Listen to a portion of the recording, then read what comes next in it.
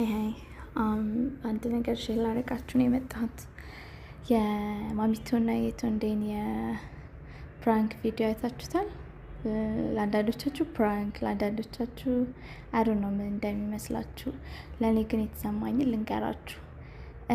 እኔ በእንደዚህ አይነት ፋሚሊ ውስጥ ነው ያደግኩት። ማለት በጣም አቢዩዝ በሆነ አባት፣ በጣም በቃ ማለት ድምፅ አይደለም ፈሳችን እንኳን የሚገደህበት እና ለምን እንደዚህ ሆነ የምንባልበት በጣም ብዙ ያየሁበት ፋሚሊ ውስጥ ነው ያደግኩት።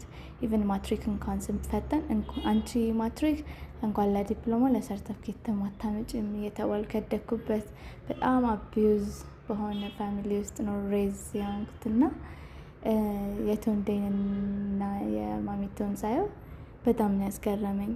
ማለት ቀልድ እንዳይመስላችሁ እንደዚህ አይነት ፋሚሊ ውስጥ ማድረግ ምን ያህል ቻሌንጅ እንዳለው፣ በተለይ ሴት ልጅ ሆናችሁ ፍቅርን ለማግኘት ሰፖርት የሚያደርጋችሁን ሰው ለማግኘት አረ በጣም ብዙ ኢቨን ፊውቸሪቲያችሁን ራሱ እንትን አትሉ ማለት የሆነ አታስቡትም።